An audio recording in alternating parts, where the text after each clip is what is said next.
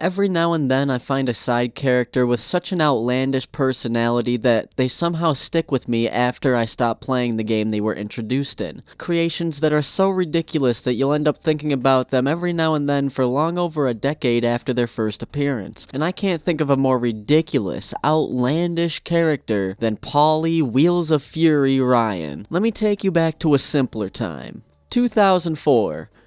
Alright, I lied. It wasn't simple at all. There was still enormous social issues to fix, constant conflict in multiple countries, plus Nickelback was on the radio all the time. It was basically hell. The world was a fucking disaster and probably always will be. But if there was one saving grace, it was Tony Hawk's Underground 2. Yeah, bear with me here. This game tried its very hardest to capture the essence of the shock value humor as seen in the darker side of the early 2000s pop culture. The cast already included Bam Margera, Steve-O, and Wee Man, who were co-stars of Jackass, which is a show that inspired kids across the world to unleash their inner juvenile delinquents upon the unsuspecting public. There were also a bunch of unlockable characters, and you could even play as Shrek. But unfortunately, I'm not here to talk to you about Shrek. I'm here to talk about the coolest wheelchair-bound 10-year-old since Timmy from South Park.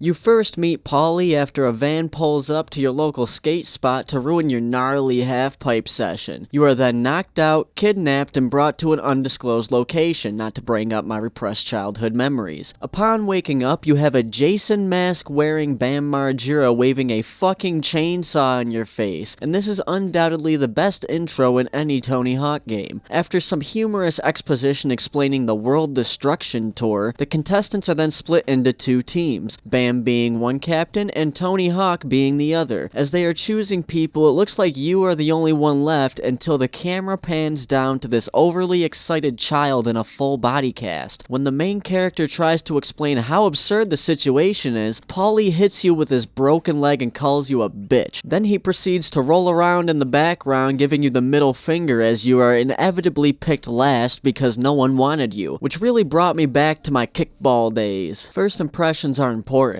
and Paulie passes his with flying colors. The next time you see this kid, he's whipping his wheelchair down the street carrying a porta potty with this poor guy in it and launches it into the water.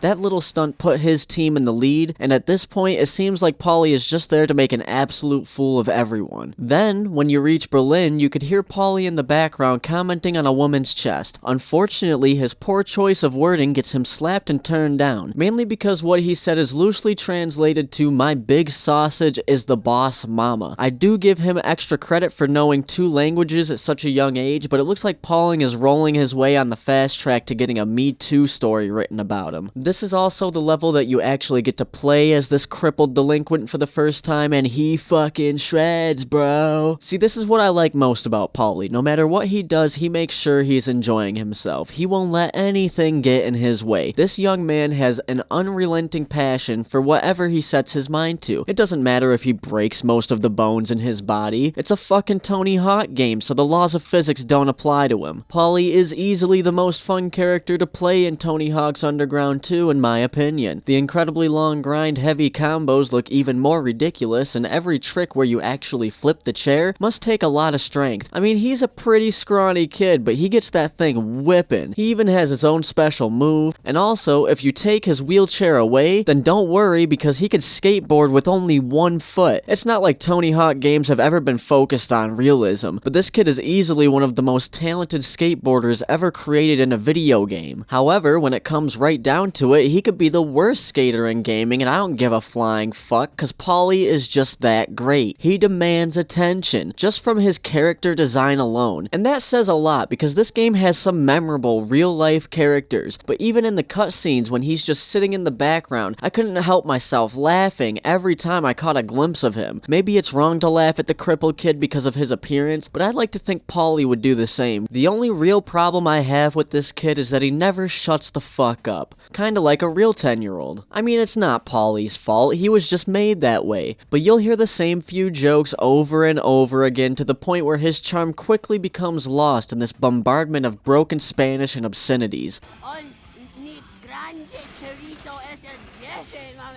However, having to hear the same thing over and over again is a common problem with characters that have dialogue triggered over and over again during gameplay. Why is this still a thing over and over again in video games? It's not like this problem has gone away. Isn't there some sort of playtesting that people should be doing to make sure that voice-over repetition is at a minimum? And I don't know, maybe it's something that you really can't change without keeping the characters completely silent. But there's nothing more aggravating than when you're trying to do something and some dumb-ass catchphrase keeps getting shouted over and over again. But I digress. The simple fact is that Paulie is doing the best he can no matter what. Whatever he ends up wanting to do, he will risk life and literal limb to get it done. If he wants to grind a wood chipper, best believe the kid is gonna do it. If he destroys his body in the process, then he will find a way to make the best of it. See, Paulie is a go-getter. This kid has spunk. He has a can-do attitude, something that's lost on this generation. Ha, I'm getting old. Unfortunately, I don't think that he will ever return into this new, politically correct, overly sensitive world we live in now, especially with the way that the Tony Hawk franchise was tortured and destroyed over the last few years. Paulie will always have a special place in my mind. He reminds me of a simpler time before society's obsession with social media, where your friends wouldn't ignore you constantly by checking their phones. They would just ignore you constantly by listening to their MP3 players, where I myself would go outside and play in the streets to escape the constant parental supervision that stops a normal 10-year-old from doing crazy things like shown in this game. Paulie was actually born the same year I was, and being that I was also somewhat of a loud, obnoxious child at the time, I really resonated with this character. He just thought skateboarding was the best thing ever and found a place in its community where he probably wasn't able to at school or other social outings. Normal everyday people would probably ridicule this poor boy for being who he is, which would easily explain his iconic loser hat. But skateboarding gave him the opportunity to find a group of people that would embrace him, and nothing was gonna stop him from trying to make sure everyone knew how badass he actually was. By the end of the game, you'll have the opportunity to play an astonishing amount of unlockable characters. However, Paulie is still the best one in my opinion. You have a massive assortment of ways to customize your own special created character, but nothing will make you as cool as Paulie is. This kid deserves his own game, and he should have been the main character. No matter who else makes an appearance, whether it be a peg-legged ship captain, a skateboarding alien, or multiple real people from one of my favorite TV shows at the time. You could even play as Phil Margera in his tighty whities, which is fucking hilarious. But this little crippled boy is still the best character in the game, hands down, bar none, probably even in the whole series. And I know there's been some hilarious and iconic unlockable characters throughout this franchise's lifespan. I can't name a series with more figures in pop culture to make an appearance. There's been superheroes like Spider-Man and Wolverine, and there's been Star Wars characters like Darth Maul. There's been a seemingly endless amount of professional skaters, and even Billy Joe Armstrong from Green Day has been in a Tony Hawk game. On top of that, Paulie isn't even close to being a main character. He isn't even a relevant side character. Sometimes he's just there to be there. You could play the entirety of Tony Hawk's Underground 2, and he would still have less screen time than the length of this video about him. But at the end of the day, I often find myself thinking of where Paulie would be today. Is he still in his wheelchair from consistently destroying his body for the thing he loves? Or did he quit skateboarding and find a new passion in the stock market? Would he still have this immature, outspoken, childish personality? Or would he grow out of it and settle down and start a family? These are questions that I do not have the answer to, and I probably never will. But for one game, this young outcast sporting a loser hat successfully captured the attention of casual and die-hard Tony Hawk fans alike, and I'm glad he got his moment in the sun because he definitely deserved it.